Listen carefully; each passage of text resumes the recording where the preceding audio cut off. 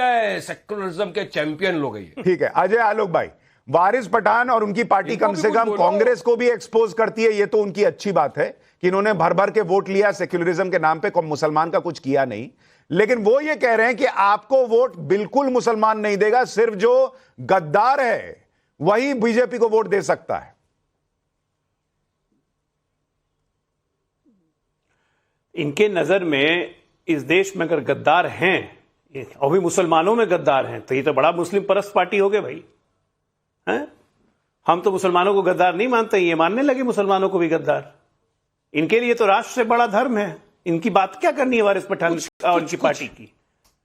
अब मैं कहूं कि तेलंगाना बिहार में जाके सीमांचल में सिर्फ क्यों लड़ते हैं, क्योंकि सुरजापुरी मुसलमान है ना वहां से, जो हैदराबाद से शिफ्ट किए सुरजापुरी मुसलमान, जो आपको बड़ा मानते हैं। बाबरी मस्जिद आपको अपनी मस्जिद लगती थी क्योंकि बाबर के वंशज हैं आप लोग, इसलिए बाबरी मस्जिद प्यारी लगेगी। इस देश के आम मुसलमान को क्या मतलब है बाबरी मस्जिद आराम के नाम पे, जिनके नाम पे रोटी सेकते हैं आप लोग? आदम के वंशज है। आस्था का प्रश्न है, आस्था का प्रश्न है, आस्था का प्रश्न है कह के जानबूझ के डाइल्यूट करने की कोशिश करते हैं। सुप्रीम कोर्ट इज नॉट फॉलिएबल, ये कहते हैं सुप्रीम कोर्ट का मजाक उड़ाते हैं। और सुप्रीम कोर्ट का निर्णय अपने पक्ष में आ जाए तो इस देश की लाज रख ली सुप्रीम कोर्ट ने। संविधान की किताब कहां गई आपकी, दिखाते थे ना आप, ये देखो हम संविधान बचाएंगे, कहां गया? इसलिए ये सब ड्रामा करना बंद कीजिए।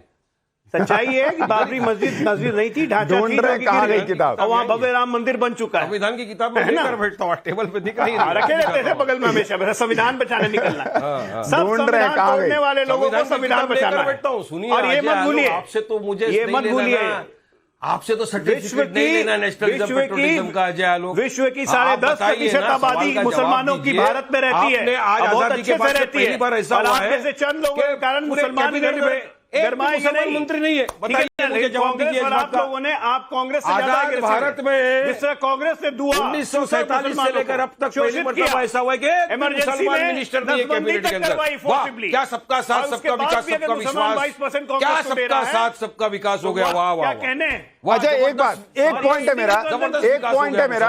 अजय भाई एक मिनट अजय भाई एक मिनट। सुबुई खान मुझे एक बात बताइए, ये जो बड़ी विचित्र लॉजिक मैं देखता हूं कि मुसलमान को प्रधानमंत्री आवास योजना के तहत घर मिले, उसका जनधन अकाउंट खुल जाए, किसान सम्मान निधि का पैसा मुसलमान के खाते में भी जाए, उसको सारी योजनाओं का फायदा मिले, बावजूद इसके उससे फर्क नहीं पड़ता। फर्क इस बात से पड़ता है कि बीजेपी ने कितने मुसलमानों को टिकट दिया, कि अगर मान लीजिए 543 भी दे दे तो भी 500 लोग का भला होगा, लेकिन करोड़ों लोगों को घर मिले, जनधन योजना का पैसा मिल जाए, उससे इन लोगों को फर्क नहीं पड़ता।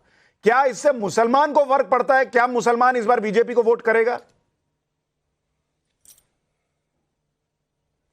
जी देखिए सुशांत, मैं मुस्लिम समाज में बैठती हूं, ये बात आपकी बिल्कुल सही है कि बहुत सारे ऐसे मुस्लिम्स को मैं जानती हूं जिनके जनधन खाते खुले हैं, बहुत सारे मुसलमानों को मैं जानती हूं जिनके प्रधानमंत्री आवास योजना में घर बने हैं। लेकिन अगर आप मुझसे पूरी ईमानदारी के साथ मेरी ऑब्जर्वेशन इस पूरी स्थिति के बारे में सुनेंगे तो मैं आपसे यही कहूंगी कि मुसलमानों का दुर्भाग्य रहा है कि उनको कोई पॉलिटिकल सरपरस्त ढंग का मिला नहीं। कहीं उनको असदुद्दीन ओवैसी साहब जैसे लोग मिले जो जबानी तो कहते हैं इंशाल्लाह एक दिन मुसलमान बच्ची प्रधानमंत्री बनेगी, लेकिन हैदराबाद में 12-12 साल की मुसलमान बच्चियों को अरब के बूढ़े शेखों को बेच देते हैं मिस्यार निकाह के नाम पर। कहीं उनको कांग्रेस जैसी लीडरशिप मिली जो सेक्युलरिज्म के नाम पे मुस्लिम करते हैं, लेकिन बटला हाउस में आतंकवादियों पे आंसू बहाते हैं, या फिर दारुल उलूम में अगर आतंकी कंटेंट पढ़ाया जाता है या सेक्सुअली एक्सप्लिसिट कंटेंट पढ़ाया जाता है मुस्लिम कौम के मासूम बच्चों को, तो उसका विरोध भी नहीं करते हैं। कहीं उनको समाजवादी पार्टी जैसी लीडरशिप मिली जो उत्तर प्रदेश के मुसलमान बच्चों के हाथ में कट्टे बोला जाता है हमारी यूपी की भाषा में, हथियार थमा दिया करते थे। आज ये लोग कहते हैं योगी जी ने बुलडोजर चला दी। अरे भूमाफियाओं पे, आतंकवादियों पे, गैंगस्टर्स पे बुलडोजर चला रहे हैं वो। समाजवादी पार्टी द्वारा पाले गए वो अपराधी हैं, भूमाफिया हैं। उनकी अगर इलीगल प्रॉपर्टीज पे बुलडोजर नहीं चलेगी तो किस पर चलेगी? तो मैं आपके चैनल के माध्यम से बीजेपी को भी एक सजेशन देना चाहती हूं सुशांत। मैं समझती हूं कि उनकी नीयत मुसलमानों को मेन स्ट्रीम में लाने की है। वो ये चाहते हैं कि मुसलमान पढ़ लिख जाए, दूसरे नागरिकों की तरह एक इक्वल फुटेज पर आ जाए, उनके अधिकार भी बराबर हो, उनके कर्तव्य भी बराबर हों। लेकिन ये सिर्फ तभी हो पाएगा अगर हम एम्पावर करें, अपीज ना करें। अब आप देखिए कि घर भी मिल रहे हैं, पैसा भी मिल रहा है, अकाउंट में पैसा भी आ रहा है, लेकिन फिर भी एंटी मोदी फोर्सेस के भड़काने में आके वो वोट नहीं कर रहे हैं या फिर कह रहे हैं कि हम नहीं करेंगे। नहीं तो इसमें बीजेपी क्या करेगी, मुझे ये बताइए। बीजेपी भी फिर वही करे जो कांग्रेस ने किया कि मुझे वोट दो लेकिन मैं तुम्हें घर दूंगा तब जब मेरा मन करेगा।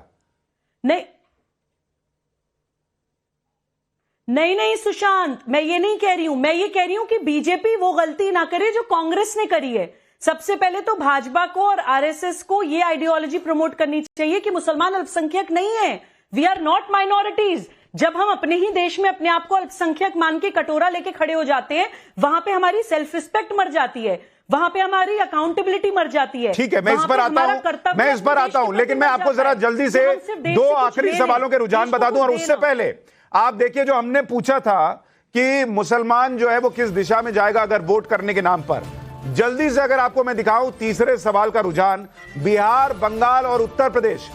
अच्छा, ये पहले चौथे सवाल का रुझान देखिए। इंडी गठबंधन की पार्टियों ने मुसलमानों के लिए क्या किया? मात्र 7% लोग कह रहे हैं विकास किया।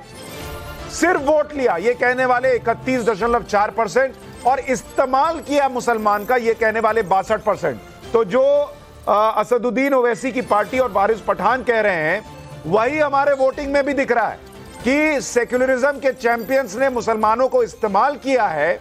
ये करीब 40,000 के करीब पहुंचने वाला है आंकड़ा, 38,000 वोट पड़ गए हैं। वो लोग यही मान रहे हैं 38,000 से ज्यादा वोट के बाद कि सिर्फ मुसलमान का इस्तेमाल किया सेक्युलरिज्म के चैंपियंस ने। और बिहार, बंगाल में 59% लोग मांग रहे हैं कि मुसलमान का खाली इस्तेमाल किया इंडी गठबंधन की पार्टियों ने। पांचवा सवाल भी बताइए, 2024 में मुसलमान मोदी को वोट नहीं करे तो रिजल्ट पर क्या असर पड़ेगा 2024 के? इस पर लोगों ने क्या वोट किया है, जरा इसका रुझान आपको दिखा देता हूं। मोदी ही जीतेंगे, फर्क नहीं पड़ता मुसलमान वोट करे या ना करे, ये कहने वाले 91.4% लोग हैं। मोदी हार जाएंगे ये कहने वाले 1% से भी कम लोग, और सीटें घट सकती है नरेंद्र मोदी की ये कहने वाले 7.7% लोग। लेकिन जिंदल साहब, आप देखिए बड़ी संख्या में 40,000 39,000 वोट पड़ गए। लोग कह रहे हैं कि इंडी गठबंधन की पार्टियों ने मुसलमान का खाली इस्तेमाल किया है, और यही बात वारिस पठान भी कह रहे हैं। देखिए सुशांत जी, भाजपा और AIMIM ये एक बंटी बबली की जोड़ी है और ये ऐसे इस तरह से भ्रमित करते हैं। वो पिक्चर बड़ी इंटरेस्टिंग है, वहां पर तो ताजमहल बेच देते हैं किसी को, बेचारों को पता नहीं लगता कि कैसे उनके साथ ठगे गए वो, और उसी तरह से जो देश की जनता है उसे बेवकूफ बनाया जा। क्योंकि हैरानगी होती है कि AIMIM तेलंगाना में चुनाव नहीं लड़ती, लेकिन चुनाव लड़ने चली जाती है राजस्थान, चुनाव लड़ने चली जाती है उत्तर प्रदेश में, जहां वो 5 साल तक कहीं दिखने को नहीं मिलती, वहां सडनली AIMIM चली जाती है वोट काटने के। नहीं, एक मिनट